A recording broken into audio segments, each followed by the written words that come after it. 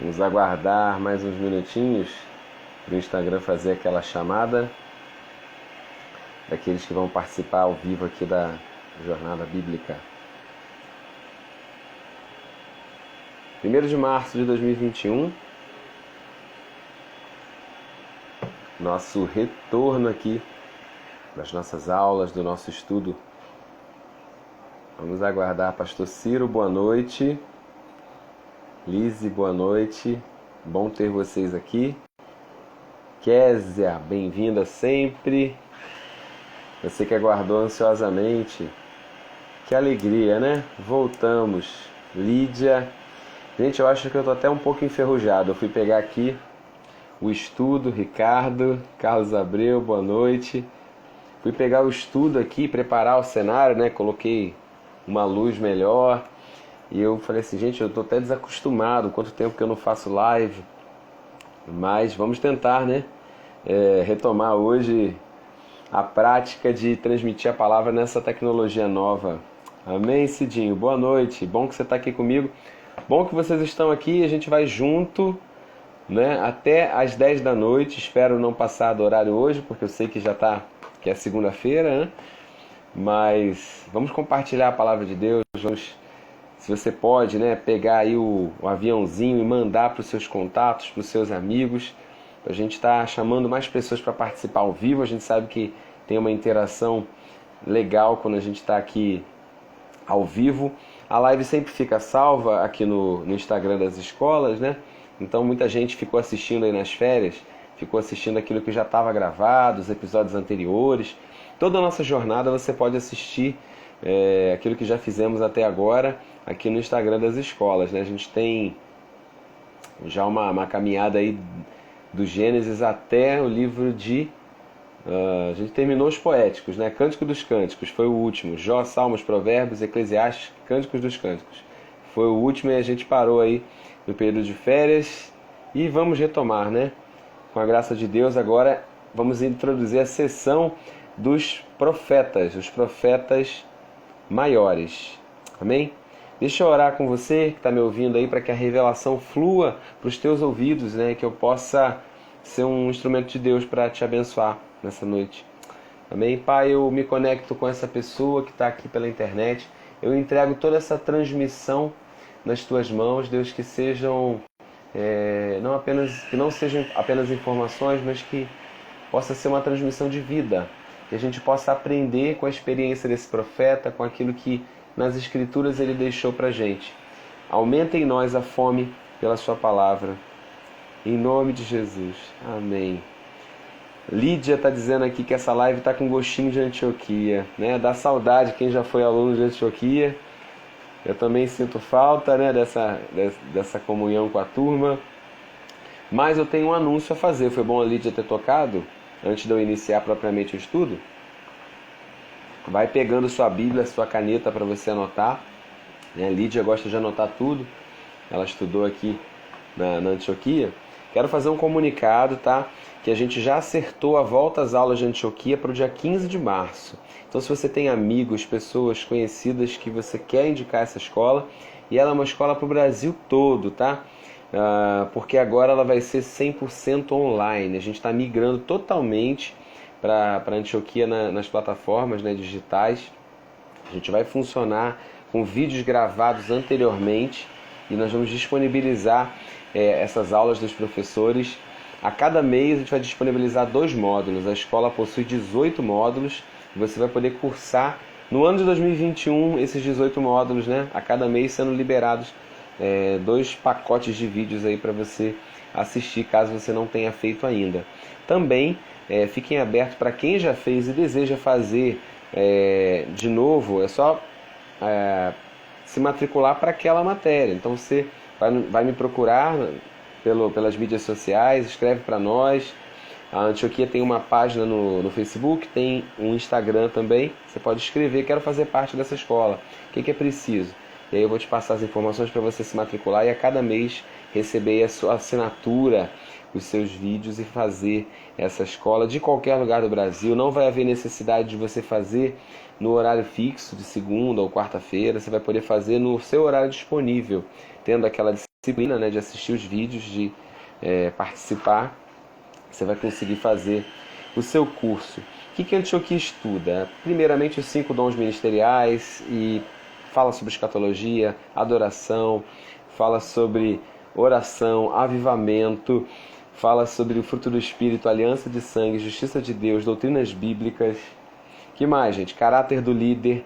É um curso que visa preparar o obreiro, né? Preparar o cristão para exercer o seu chamado, o seu sacerdócio. Amém? Deixei aqui um gostinho de Antioquia para vocês. Já tem gente me procurando, já tem gente se matriculando. Então, amanhã nós vamos colocar um banner para divulgação, mas você já pode nos escrever aqui nas redes sociais para eu te passar mais informações da Escola Antioquia. Pessoal que está aí com a sua Bíblia, com a sua caneta e seu papel, eu sempre gosto que você abra a Bíblia e estude comigo, porque a live ela não substitui a sua leitura bíblica, né? Você precisa ter a sua própria leitura da Bíblia, né? Pegar e conhecer o texto. Eu até quero perguntar aqui para vocês que já estão online, você já leu o livro de Isaías? Você conhece o livro de Isaías? Já leu o livro todo? Ele tem 66 capítulos. Qual é a sua percepção sobre esse livro, né? O que você achou? Se você não leu, também compartilha com a gente. Olha, eu ainda não li. A Lídia está compartilhando aqui o nome das matérias de Antioquia.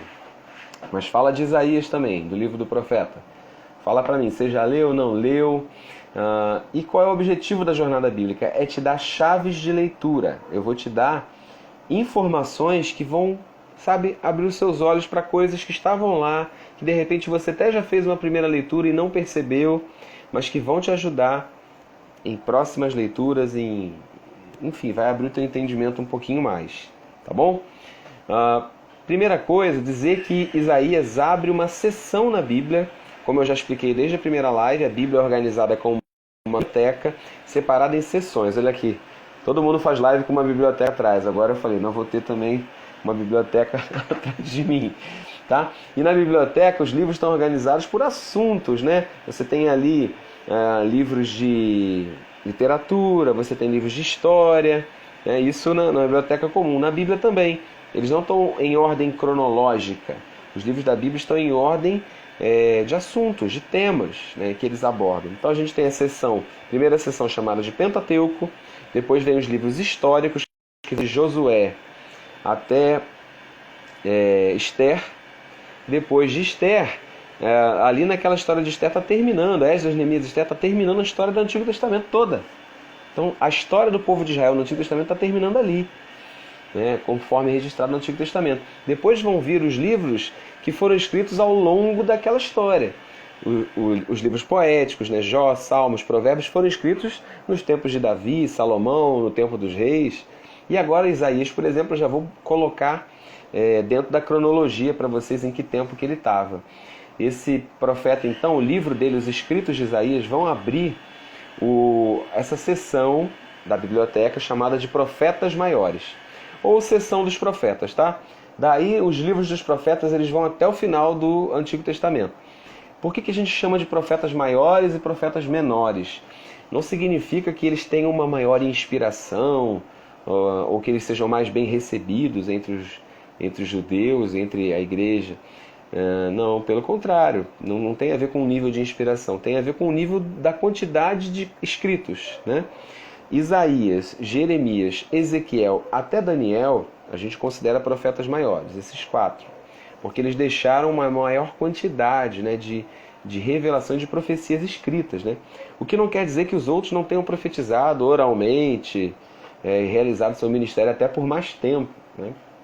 Elias e Eliseu, por exemplo, são profetas que não têm nenhum livro escrito, né, nenhum registro, mas tiveram um ministério profético incontestável e marcante no meio de Israel, né? E entre outros profetas que não têm propriamente um livro. Mas o que esse Isaías tem de especial? O que ele deixa para a gente? Qual é a mensagem do livro?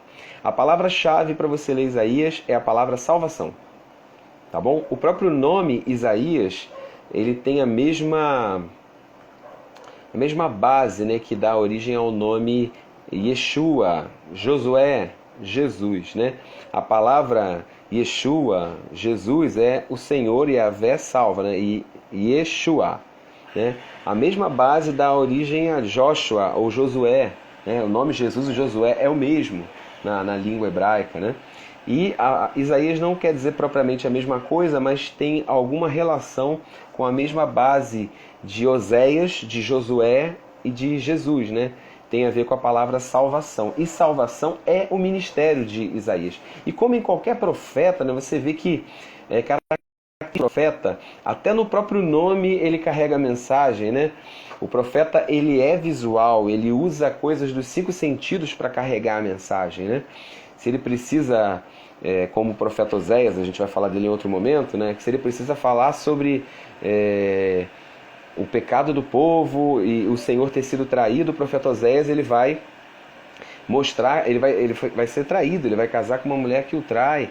Então, a vida dos profetas muitas vezes tem representações físicas daquilo que Deus está falando ao povo. E isso acontece, né, com Isaías, quando ele anda nu por um período, por um tempo, e o próprio nome dele carrega a mensagem central do livro, né? O livro de Isaías carrega a mensagem de salvação. É talvez o livro que traga mais revelação do Novo Testamento, mais revelação da graça de Deus em toda a Bíblia. Chega a parecer realmente uma carta de Paulo, chega a parecer um evangelho. Algumas pessoas também o enquadram como proto-evangelho, né? Um evangelho primitivo. É o evangelho no Antigo Testamento, né? O livro do profeta Isaías avança tanto em revelação para o Novo, fala tanto sobre graça, fala tanto sobre salvação, né? Como eu disse, no próprio nome, ele carrega salvação. E ele falou tudo isso 750 anos antes, então situando Isaías na cronologia, na linha do tempo aí da história bíblica, 750 anos antes de Cristo, tá? E ele vai descrever, por exemplo, no capítulo que é considerado por alguns, né? Eu também, o capítulo mais importante do Antigo Testamento, para mim, Isaías 53, tá? Nesse capítulo ele descreve a crucificação com um detalhismo que chega a parecer o Evangelho de Lucas, o Evangelho de Mateus, né? Uma riqueza de detalhes. Isaías 53, por exemplo, ele é citado 40 vezes no Novo Testamento, né? Isaías é o profeta, essa informação é boa para você, é o profeta mais citado no Novo Testamento. Ele é repetido 65 vezes no Novo Testamento, e só Isaías 53 é mencionado em torno de 40 vezes. Alguém foi lá e fez essa conta, eu estou aqui passando para vocês. E quem era esse profeta, né? Ele era de Judá, a gente já explicou aqui em outras lives, né? Quem já está acompanhando a jornada está conseguindo, né, enxergar esse mapa da Bíblia, essa geografia bíblica, essa cronologia bíblica. O reino de Judá é aquele reino do sul, com a capital em Jerusalém, né? Aquele trono que tem os herdeiros de Davi, a dinastia de Davi vai seguindo ali. Então, Isaías vai ter um ministério que começa mais ou menos no tempo do rei Uzias, e vai dar sequência. Ele diz lá no capítulo 1 quais os reis que ele profetizou, em que tempo que ele profetizou, né? Um rei muito citado no livro de Isaías é o rei Ezequias. Tem uma passagem interessante sobre ele no livro de Isaías. Mas Isaías é essencialmente um profeta que, apesar de falar para outras nações, ele fala muito sobre Judá, de Judá, né? Ele morava no Reino do Sul, profetizando bastante ali para o Reino do Sul, para o Reino de Judá. Ele se apresenta assim no capítulo 1 de Isaías, filho de Amós, tá? Esse Amós geralmente escrito com Z, é outro Amós, tá? Não é o Amós profeta que aparece no final do Antigo Testamento, é outro Amós. Esse Amós, alguns estudiosos colocam como irmão do rei Uzias. Então, significa que Isaías tinha uma relação muito próxima com o palácio. Isaías tinha uma relação muito próxima, ele era sobrinho do rei, ele era de uma família nobre, né? A gente sabe que na Bíblia, né, a Bíblia tem em torno de 40 autores, né? Um dos argumentos que a gente usa para defender a inspiração da Bíblia é que mais de 40 autores em torno de mais de 2000 anos escreveram textos e parecia que uma mente superior os guiava, né? E parecia não, e é o Espírito Santo que guiava a inspiração da Bíblia pelos vários autores. Como pode haver tanta unidade, tanta harmonia entre pessoas que eram de classes sociais diferentes? Tem profeta na Bíblia que era vaqueiro, né, que era pecuarista. E tem profeta que era palaciano, como Isaías. Ele frequentava ali a nobreza, estava naquele ambiente. Você tem pessoas eruditas como Paulo, como Lucas escrevendo a Bíblia, mas você tem também pessoas de baixa instrução, pessoas de classe social inferior. E, enfim, todos esses homens com seu estilo escreveram, inspirados por Deus. Isaías, então, é esse homem que é palaciano, né, frequentador ali do palácio, um homem do palácio que viveu bons momentos, mas que também viveu maus momentos sem nunca abrir mão do seu ofício profético. Eu quero deixar essa mensagem para você. Às vezes nós somos submetidos a provas, né? Às vezes a nossa fé é testada ao limite, e nós fomos testados ao limite. Nós estamos sendo, quem sabe você esteja sendo, mas não abre mão do teu chamado, da tua voz profética, né? Por um tempo, Isaías, do capítulo 1 até o capítulo 5, ele já tinha ministério. A gente vai ver lá no capítulo 6 que tem uma mudança no ministério de Isaías, né? Vou falar sobre isso daqui a pouco. Onde a mensagem dele muda, o ministério dele muda. E muita gente fala, o chamado de Isaías aconteceu em Isaías 6, né? Parece que Deus o chama ali novamente. Tem gente que acredita que não é o chamado dele, que é um novo chamado dele. Mas eu só vou dizer para você alguma coisa aconteceu no capítulo 6, que mudou o ministério de Isaías. E pode estar sendo assim na sua vida também.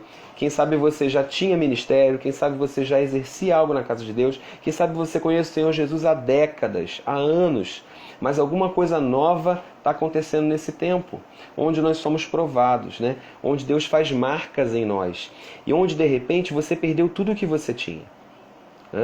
Isaías, como eu falei, sobrinho do rei, morava no palácio, e no capítulo 6 ele abre dizendo assim: no ano da morte do rei Uzias. Sempre me chamou a atenção, por que era tão importante ele falar da morte desse rei?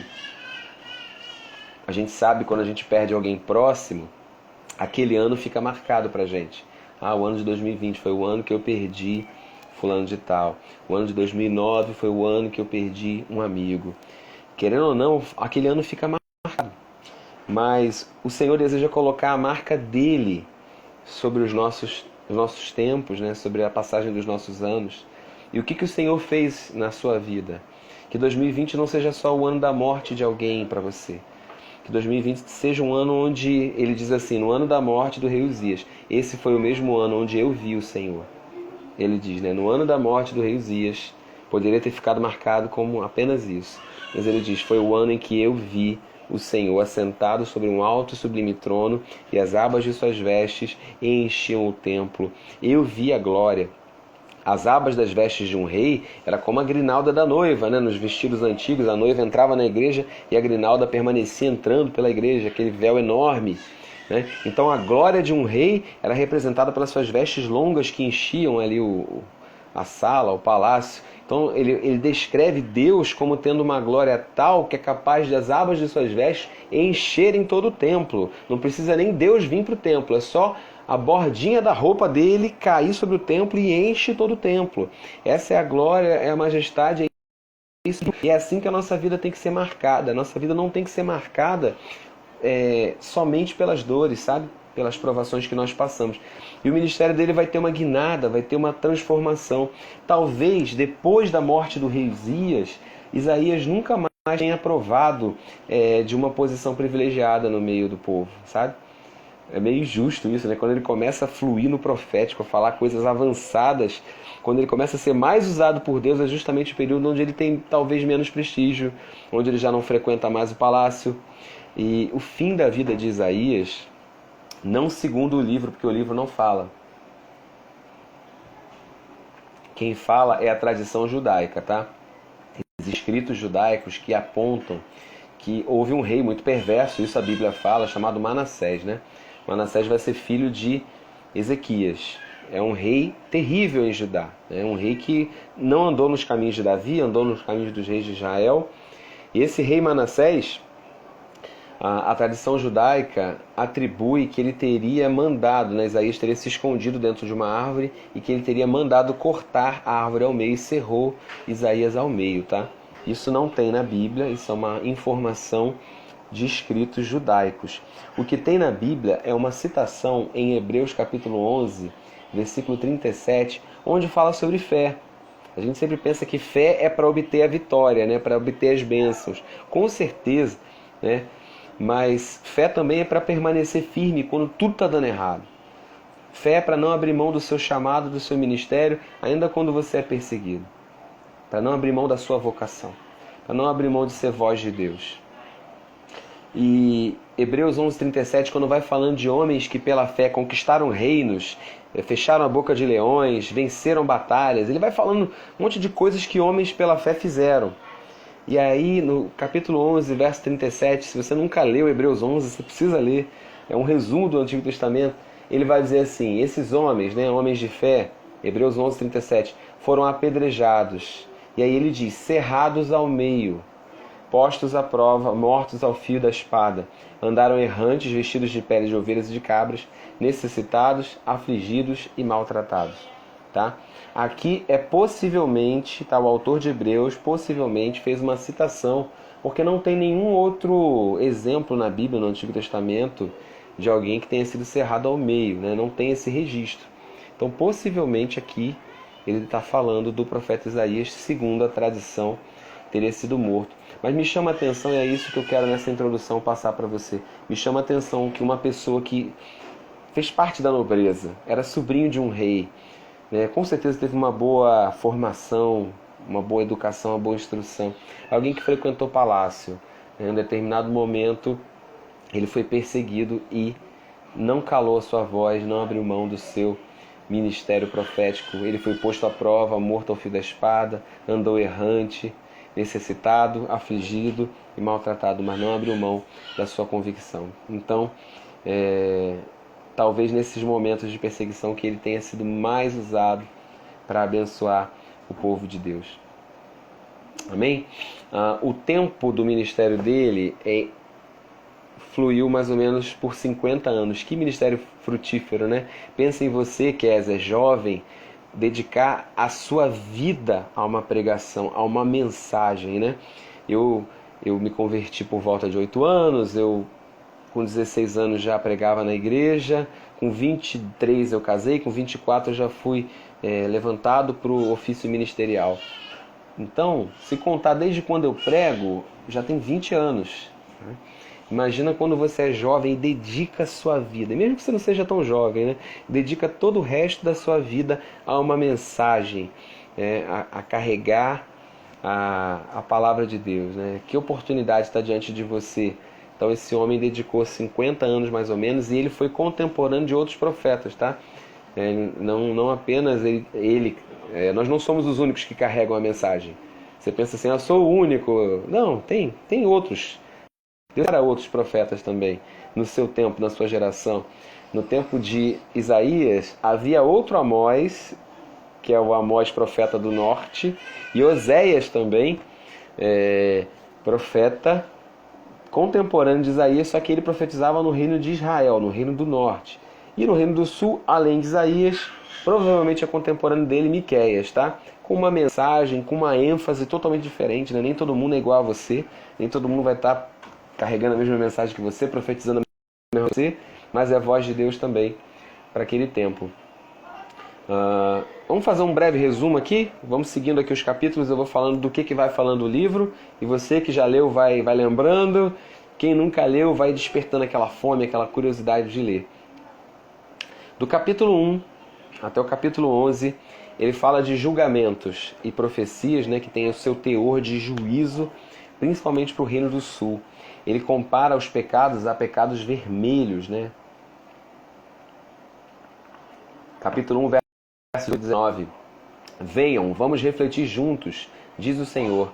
Embora os seus pecados sejam vermelhos como a escarlate, eles se tornarão brancos como a neve. Tá? Quando a gente canta branco como a neve, é uma referência a esse texto de Isaías.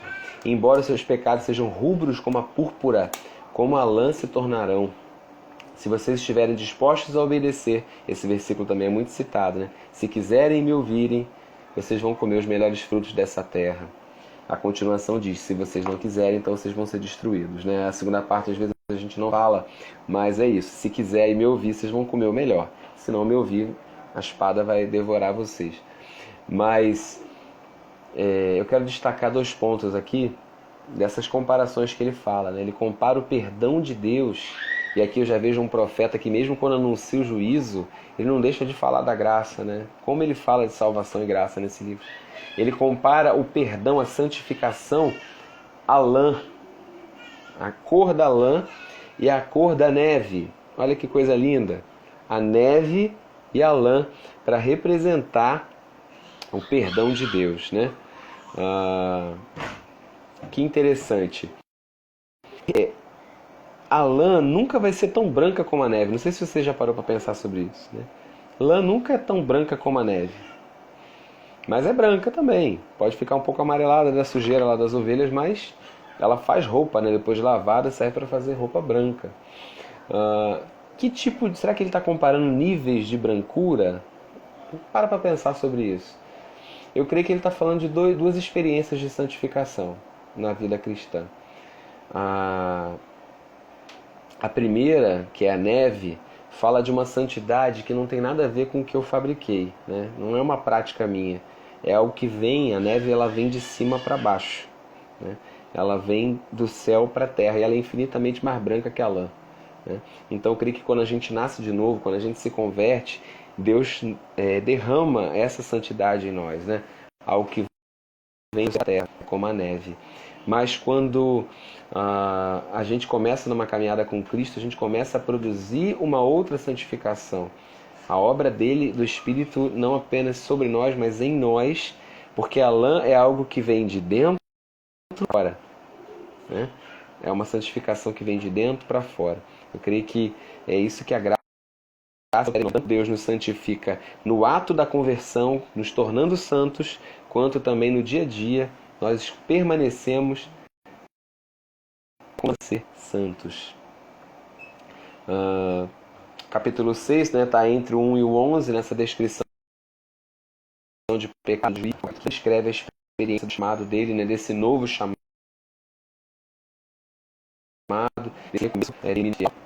e ele aceita, né, ele ouve a voz de Deus falando: a quem enviarei, quem há de ir por mim. Então é um novo ir, é um novo começo, e que seja também na sua vida 2021, que ouviu o chamado de Deus, que você esperado, aquilo que porventura você deixou a morte do rei Uzias abalar você e você não estava conseguindo lidar com isso, né? Que você veja a glória do Senhor e ouça a voz que está dizendo: quem há de ir por nós, né? A quem eu enviarei, né? E eu gosto de repetir. Ele falou assim: não existem muitos disponíveis. E é verdade. Tem que se levantar e dizer: Senhor, eu estou aqui. E eu estou disposto a ir. Do capítulo 12 até o capítulo 24 de Isaías é uma série que a gente chama de Julgamento às Nações, onde ele, como profeta do sul, começa a falar sobre a Síria, Egito, Babilônia. E lá no capítulo 14, né, Isaías é conhecido por ter uma citação da queda de Satanás, né? Ele começa a falar e ele começa a citar, então, aquilo que a gente entende, né, um dos textos que falam sobre a queda de Satanás na Bíblia. Do capítulo 12 ao 24, então, ele se referindo a um julgamento às nações. Do capítulo 25 ao 27, são cânticos sobre salvação. São belíssimos. Capítulos curtos de você ler. Tem um que gosto muito, versículo para você decorar, para você colocar na sua parede. Se você precisa de paz, você precisa confessar a palavra sobre a paz. Olha o que diz em Isaías 26:3. Tu guardarás em perfeita paz aquele cujo propósito está firme, porque ele confia em ti. Amém? Shalom para você que chegou agora, está me assistindo aqui. Tu guardarás, Isaías 26:3. Tu guardarás em perfeita paz aquele cujo propósito está firme, porque em ti confia. Isaías, no capítulo 29, versículo 13, ele condena, né, uma adoração hipócrita do povo. Também é um texto citado por Jesus no Novo Testamento. Ele fala assim: esse povo se aproxima de mim com a boca e me honra com os lábios, mas o seu coração está longe de mim. A adoração que me prestam só é feita de regras ensinadas por homens. Então é esse profeta que, ao mesmo tempo que anuncia a graça, ele também chama o povo ao arrependimento, ele fala sobre o juízo, mas em nenhum momento, em nenhum momento de Isaías, ele fala só sobre juízo. Quando ele fala de juízo, ele fala que existe uma oportunidade, que até mesmo depois que o povo fosse para o exílio, eles seriam restaurados. Capítulo 36 de Isaías até o 39 tem como se fosse uma pausa, a gente chama de interlúdio histórico, onde ele vai contar a história do rei Ezequias. Esse capítulo 36 a 39 é muito parecido com o livro de Crônicas, com o livro de Reis. Ele parece que sai um pouco do estilo do texto do profeta para contar como se fosse um cronista. É um livro de história, nesses capítulos aí, 36 ao 39. Uma curiosidade sobre esse livro, você já deve ter lido isso em algum lugar, mas é um fato assim, só para você, não dá para afirmar que é isso tecnicamente, mas é uma boa chave de leitura, uma boa dica para você ter algumas coisas. A Bíblia tem 66 livros, Isaías tem 66 capítulos, O Antigo Testamento tem 9 livros, o Novo Testamento tem 27 livros. Então algumas pessoas elas tentam traçar paralelos entre os livros da Bíblia e os capítulos de Isaías. Nem sempre esse paralelo é muito perfeito, não. Mas o interessante é que até o capítulo 39, de fato, ele está se dirigindo a Israel e Judá. Ele vai falando muito sobre o povo hebreu. E do 40 em diante, que são os 27 capítulos do 40 ao 66, a semelhança grande com a mensagem de os 27 capítulos finais de Isaías é muito semelhante. O capítulo 66 é um capítulo apocalíptico. O último capítulo de Isaías é muito semelhante com o livro de Apocalipse. E outra curiosidade é que o primeiro livro, o capítulo 40, é o capítulo que introduz, que fala sobre João Batista, que fala sobre a voz que clama no deserto. O capítulo 40 começa igualzinho começa Mateus, igualzinho começam os livros do Novo Testamento, apresentando o profeta que anuncia Cristo. Então algumas pessoas traçam esse paralelo, que do 40 começa ali o ministério de João Batista, depois começa a falar sobre Cristo, e aí vai até o Apocalipse. As semelhanças são muito grandes, do capítulo 40 ao 66 aí de Isaías, como um livro, como se Isaías conseguisse resumir a Bíblia toda ali nos seus 66 capítulos. Fica aí uma dica para você. Como eu disse, é um livro que fala muito sobre Cristo. Não tem como fazer essa live e não traçar esses paralelos. Então eu vou passar para você profecias a respeito de Cristo. Primeiro, Isaías 7,14. Isaías 7,14 anuncia a forma como Jesus ia nascer. Diz assim: o Senhor mesmo vos dará um sinal. Para mim, como é que está a internet para vocês? Porque agora deu uma travadinha para mim. Se tiver com problema na conexão, vocês me avisem, tá bom? De repente foi só uma pausa e volta, mas só para saber se vocês estão conseguindo acompanhar ou se perderam alguma coisa. Qualquer coisa eu retomo o pensamento aqui. Estou comentando Isaías 9,6. Travou, mas já voltou, tá tudo normal? Vamos seguir? Voltou, né? Beleza. Estava falando sobre o fato de Jesus ter nascido no tempo, Então, quando alguém nasceu, exato. Quando eu falo que alguém nasceu, essa pessoa nasceu numa linha do tempo. O Ricardo está falando que está travando muito. Eu não quero que comprometa o entendimento de vocês. Vou tentar fazer o seguinte, vou sair aqui do meu Velox e vou tentar colocar nos meus dados do celular. Espera aí. Pronto. Então, gente, acho que vamos ver se vai fluir melhor. Vocês vão me falando aí. Tô agora pelos dados da rede do celular aqui. Tá bom? Se comprometer o entendimento, vamos ver se dá para seguir. Então, Isaías 9,6 para mim serve para fundamentar o seguinte entendimento. Jesus é eterno ele é chamado de pai. Em um primeiro momento ele é chamado de filho, ele é menino, ele é filho e ele nasceu. Mas olha que contradição, né? O menino que nasceu, na verdade, é o pai. E ele é o pai da eternidade, ou seja, ele criou a eternidade. Ou seja, ele veio antes da eternidade.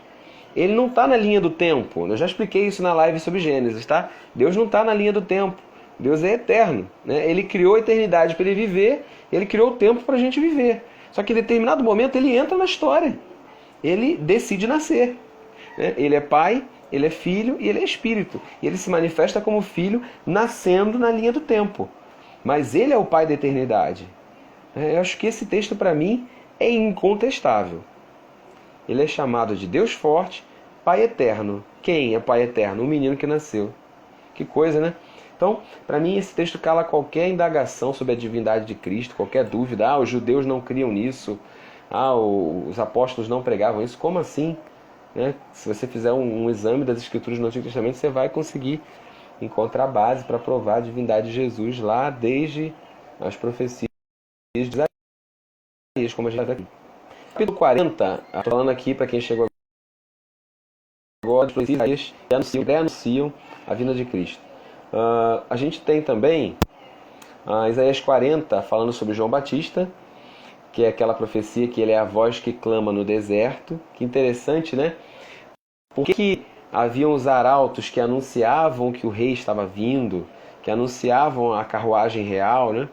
Por que precisava de uma voz que clamasse, preparem o caminho do rei, né? Que era isso que os arautos faziam, era para aplainar os caminhos, eles tinham que anunciar, preparem o caminho do rei. Por que todo rei antes de vir tinha que ter esse arauto, esse mensageiro que preparasse o caminho, né?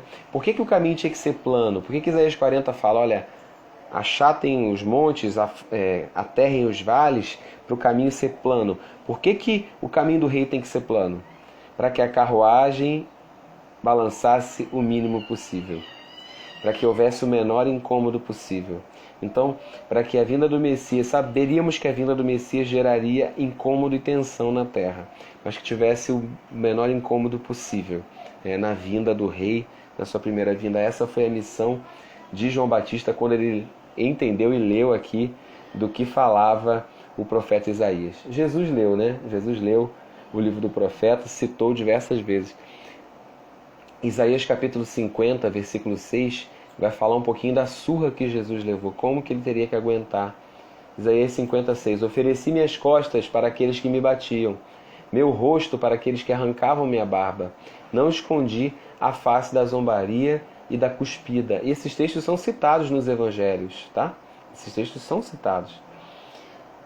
Isaías 61, já avançando aqui um pouquinho mais, as profecias que são citadas por Jesus. Você já reparou que em Lucas 4:18, se eu estiver falando rápido, gente, vocês me avisem, tá?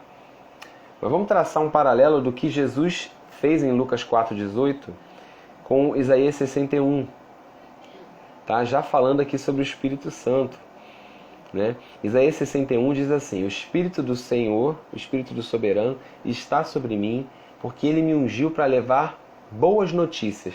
Aqui ele usa a palavra, que no Antigo Testamento é outra, mas no Novo Testamento é evangelho, né? A palavra boas notícias, né? Anunciar coisas boas. Então, o Espírito do Senhor está sobre mim, porque ele me ungiu para levar boas notícias aos pobres. Enviou-me para cuidar dos que estão com o coração quebrantado, anunciar liberdade aos cativos, que era o ano do jubileu, tá? Não vou me aprofundar nisso aqui, mas Isaías 61 está falando de uma unção para anunciar o ano do jubileu. E é esse texto que os judeus entendiam que falava sobre o Messias e que Jesus propositalmente pega. Anunciar a liberdade aos cativos, libertação das trevas aos prisioneiros. Proclamar o ano da bondade do Senhor e o dia da vingança do nosso Deus. Consolar todos os que andam tristes. E dar a todos que choram em Sião uma coroa em vez de cinzas, olhos de alegria em vez de pranto, um manto de louvor em vez de espírito deprimido, e eles serão chamados carvalhos de justiça, plantio do Senhor, para a manifestação da sua glória. Quero que você receba essa palavra aí no seu espírito, você que estava com cinzas sobre a sua cabeça, né? Cinzas eram um ato de luto, de tristeza. Você que estava com vestes de pranto, né? Deus vai colocar vestes de festa em você. Uma das missões do Cristo, do ungido, era isso, era transformar pranto em festa, era transformar cinzas em óleo de alegria, era dar um refrigério para você. Uma das missões do Cristo, uma das missões do ungido, ele foi ungido com o Espírito Santo para isso, para fazer o bem, né? E Jesus vai pegar esse texto e vai ler. Eu quero chamar a sua atenção, porque em Lucas 4, 18 e 21, ele abre a Bíblia, ele abre o rolo do profeta e lê na sinagoga: o Espírito do Senhor está sobre mim, porque Ele me ungiu para pregar boas novas aos pobres, me enviou para proclamar liberdade. Aí vai toda a citação do texto.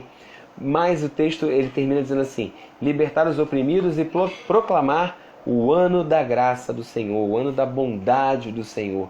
E diz o texto de Lucas 4 que ele então fechou o livro, devolveu ao assistente e assentou-se. Na sinagoga todos tinham os olhos fitos nele e ele começou a dizer-lhes, porque esperava-se que a pessoa fizesse o comentário da Escritura, né? Uma vez que ele abriu e leu, esperava-se que ele, agora o que ele vai comentar esse texto? E todos eles sabiam que é um texto que falava sobre o Messias que haveria de vir. E Jesus fecha e diz: hoje se cumpriu a Escritura que vocês acabaram de ouvir. Se você puder acompanhar na sua Bíblia ou anotar para ver depois, eu estou lendo Lucas 4, 18 a 21, comparando com Isaías 61, tá? Qual é a parte aqui que Jesus não falou? Propositalmente, Jesus não leu, porque a missão do Messias é uma dupla missão, né? Jesus não realizou tudo na sua primeira vinda.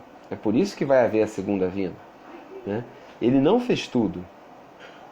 Quando a gente for para a live de Daniel, do profeta Daniel, Deus me dando graça e sabedoria para falar de Daniel com vocês, porque Daniel é profundo demais, eu vou falar um pouquinho mais sobre a dupla missão do Messias, né? Olha o que diz Isaías 61. Ele fala que existe uma proclamação do ano da bondade do Senhor e do dia da vingança do nosso Deus, tá? Isaías 61 apresenta o Messias como aquele que foi ungido para as duas coisas. Para proclamar o ano da bondade. A palavra proclamar tem uma referência a evangelismo mesmo, proclamação. Então, o que nós estamos vivendo hoje? O tempo de proclamar a graça. O tempo de proclamar o ano da bondade do Senhor. É dizer para as pessoas: ó, Deus tem um plano para a sua vida. Eu quero dizer para você que está me assistindo aqui, onde esse vídeo chegar, Deus tem um plano para a sua vida. Deus tem coisas melhores para você. Isso é uma verdade. Quem sabe você está me ouvindo, você acha que não tem arrependimento para você, que o seu pecado não tem mais jeito. Deixa eu te falar, enquanto não chegar o dia da vingança do nosso Deus, tem jeito para você, né? Só não vai dar tempo de se arrepender quando estiver no inferno. No inferno não tem mais como se arrepender, né? Até porque lá todo mundo já vai ter se arrependido. Mas agora é o tempo da oportunidade. Esse é o ano favorável. Esse é o tempo da oportunidade. Enquanto você está aqui, enquanto Jesus ainda não voltou, é tempo. E qual tem que ser a minha mensagem? Proclamar a graça. Proclamar o ano da bondade do Senhor. Diz que Jesus abriu e leu até essa parte, gente. Ele não leu o ano da bondade do Senhor e o dia da vingança do nosso Deus. Ele cortou do meio.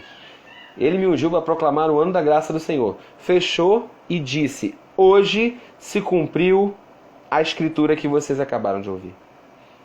Né? Ele não leu tudo. Ele não poderia dizer o dia da vingança do nosso Deus e hoje se cumpriu. Não. Então, ele fecha o livro e ele diz: ó, se cumpriu até aqui. O Espírito do Senhor me ungiu. Ele já tinha recebido o revestimento do Espírito Santo para pregar a boa notícia. A palavra boa notícia é evangelho. Então nós fomos ungidos para evangelizar. E o que é evangelizar? É a proclamação ungida pelo Espírito, a proclamação da bondade do Senhor. Que Deus deseja que todos os homens se arrependam. Que Deus deseja que todos os homens se voltem para Ele. Deus tem um bom plano para você, Ele quer que você se reconcilie. Essa tem que ser a nossa mensagem. Amém? Não importa os pecados cometidos. Isaías, ele vai tão fundo nessa mensagem da graça do Senhor. Tem um capítulo que é chamado O Convite para a Mesa, Isaías 55. Se você nunca leu, por favor, leia. Isaías 55 é um convite para a mesa do Senhor. Parece que eu estou lendo uma carta de Paulo, parece que eu estou lendo o Novo Testamento. Olha o que diz Isaías 55. Ouça e me diga se não é a graça. Ele fala assim: venham todos vocês que estão com sede. Em nome de Jesus eu oro por você onde você estiver agora. Ouça a palavra do Senhor. Eu sei que eu estou falando com gente que precisa, que tem sede, mas que está tentando e acha que Deus não é acessível. Venham, vocês que estão com sede. Venham às águas. Vocês que não possuem dinheiro algum. Venham, comprem e comam. Venham, comprem vinho e leite sem dinheiro e sem custo. O que é isso? É graça. É você poder receber sem pagar nada por isso. Não é só de dinheiro físico que está falando, não. Chega de esforço próprio. Chega de achar que pelas suas boas obras você vai ser merecedor de alguma coisa. Você não merece nada. A única coisa que eu e você merecíamos era o inferno. Mas Deus está dizendo: venha, compre sem dinheiro, sem custo. Por que gastar dinheiro naquilo que não é pão? E por que gastar o seu trabalho árduo naquilo que não satisfaz? Escutem-me, comam o que é bom, e a alma de vocês se deliciará na mais fina refeição. Deem ouvidos e venham a mim. Ouçam-me para que a sua alma viva. Farei uma aliança eterna. Olha ele anunciando a nova aliança aqui. Uma aliança eterna com vocês, minha fidelidade prometida a Davi. Isaías 55, nesse capítulo ainda, aleluia, capítulo 55, no versículo 6, é um dos textos mais citados pelas igrejas, né? Busquem o Senhor enquanto se pode achá-lo. Vai chegar um tempo onde não vai ser mais possível, entendeu? Vai chegar um tempo onde não vai ser mais possível. Ele fala: busquem ao Senhor enquanto se pode achá-lo. Clamem por Ele enquanto está perto. Gente, eu estou vivendo esse tempo de pandemia, eu tenho pensado o tempo todo. Os dias são difíceis, está muito próximo a vinda do nosso Senhor. Está muito próximo. Quando eu leio lá em Mateus 24 que fala que os homens se odiarão, trairão uns aos outros, a gente está vendo isso acontecer, gente.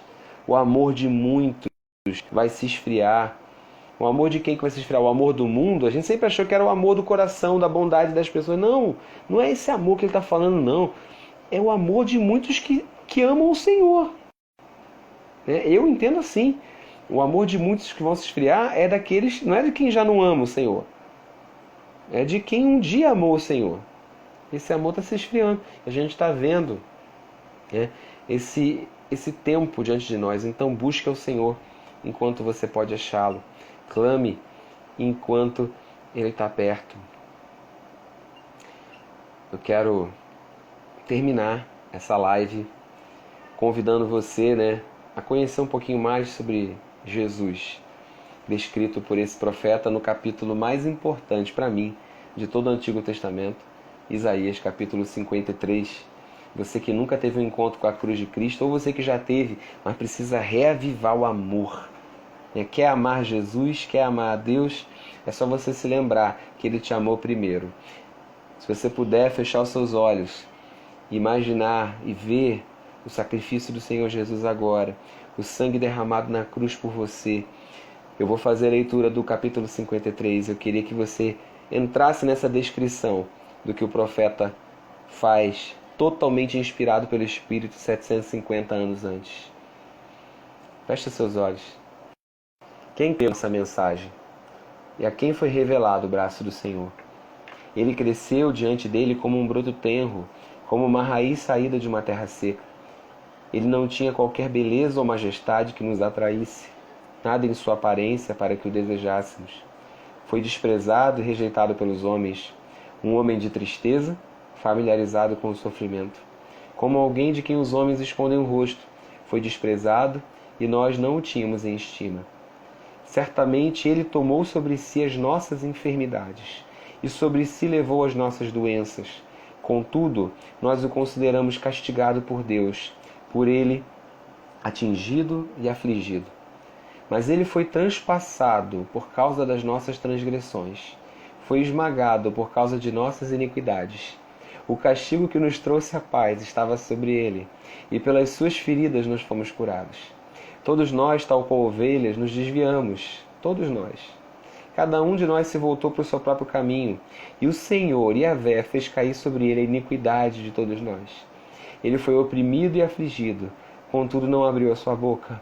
Como um cordeiro foi levado para o matadouro, e como ovelha que diante dos seus tosqueadores fica calada, ele não abriu a sua boca. Com julgamento opressivo ele foi levado, e quem pode falar dos seus descendentes? Porque ele foi eliminado da terra dos viventes. Por causa da transgressão do meu povo, ele foi golpeado. Foi-lhe dado um túmulo com os ímpios e com os ricos em sua morte. Embora não tivesse cometido qualquer violência, nem houvesse qualquer mentira em sua boca. Contudo, foi da vontade do Senhor esmagá-lo e fazê-lo sofrer. Embora o Senhor faça a vida dele uma oferta pela culpa, ele verá a sua prole e prolongará os seus dias, e a vontade do Senhor prosperará em sua mão. Depois do sofrimento de sua alma, ele verá a luz e ficará satisfeito. Pelo seu conhecimento, meu servo justo justificará muitos e levará a iniquidade deles. Por isso, eu lhe darei uma porção entre os grandes. Ele dividirá os despojos com os fortes, porquanto ele derramou a sua vida até a morte, e foi contado entre os transgressores, porque ele carregou o pecado de muitos e intercedeu pelos transgressores. Nós recebemos o teu perdão, Senhor Jesus. Seja qual for a transgressão ou o pecado, nós recebemos a tua graça e o teu perdão nessa noite. Conforme anunciado pelo profeta Isaías, se os nossos pecados eles são vermelhos como o carmesim, se eles são vermelhos como a escarlate, eles se tornarão brancos como a neve, brancos como a lã. Eu oro por qualquer crente que não entendeu a graça, que não se sente perdoado, que não é capaz de perdoar as pessoas porque não entendeu que todos nós buscamos o nosso próprio caminho e o Senhor fez cair sobre ele as nossas transgressões. Nessa noite, Senhor, muda a nossa consciência sobre a graça. Que nenhum de nós se considere o mais certo, o mais perfeito, capaz de julgar o outro. Mas que todos nós saibamos que a nossa culpa, a nossa violência, a nossa iniquidade foi colocada sobre Cristo. Nós bebemos da sua salvação, nós nos sentamos à sua mesa, nós comemos sem custo daquilo, Senhor. Eu reconheço que você conquistou de graça para mim. Eu vou viver e andar na graça. Amém, queridos? Você foi ministrado pelo Evangelho pregado por Isaías. Amém? Se essa live fez sentido para você, eu te convido a estar na próxima. A gente vai para Jeremias, né? O chamado profeta chorão. Na próxima... Kézia está recomendando a música Isaías 53 do Diante do Trono, que ela canta esse capítulo todo, né? Isaías 53. Quero te convidar para ouvir a live aí do profeta Jeremias na próxima segunda, 9 da noite. E eu queria muito te pedir, porque sempre que eu começo aqui, eu não sei direito qual o rumo que vai tomar, mas eu senti que essa live teve uma mensagem evangelística, né? Teve uma mensagem de graça para o crente que precisa entender a graça. Tem muito crente precisando entender a graça, mas que teve uma pegada necessária para quem ainda não conheceu o Senhor Jesus também, da forma pelo menos como Isaías passou. Então eu queria te convidar a pegar esse aviãozinho aí e mandar para alguém. Você quer usar essa live para evangelizar alguém, para evangelizar até mesmo um cristão que precisa absorver a mensagem da graça, sabe? E ter um relacionamento renovado com o Pai, voltar para o Pai. Então encaminha essa jornada bíblica para alguém, fala, ouve isso aqui, lembrei de você, ouvi isso aqui, lembrei de você. É muito importante que a gente aproveite os recursos de mídia, né, para compartilhar, não é verdade, Liz? Não apenas algo que é uma informação bíblica, mas é vida, né? Então eu creio que o Espírito Santo deseja falar com alguém e vai chegar. Faz essa mensagem, me ajuda a fazer essa mensagem chegar até alguém. Eu não sabia, Lise, eu não sei se todo mundo consegue, eu não sabia como colocar no history, agora eu aprendi. Eu vou tentar relembrar como é que faz. Eu quero compartilhar no meu history esse vídeo. Eu acho que é só você ir no IGTV das escolas e tem uma opção lá nos 3 pontinhos que dá para compartilhar no meu history. Então é uma forma de você também estar chamando pessoas para ver essa publicação, tá bom? Creio que vai ser edificante para a vida de muita gente. E até semana que vem. Deus abençoe sua vida, ótima noite. E agora é toda semana, tá? Agora vou tentar que seja sem férias, tá bom? Toda semana um livro da Bíblia aqui no Instagram das escolas. Um beijo para todos vocês. Até segunda que vem. Tchau, tchau.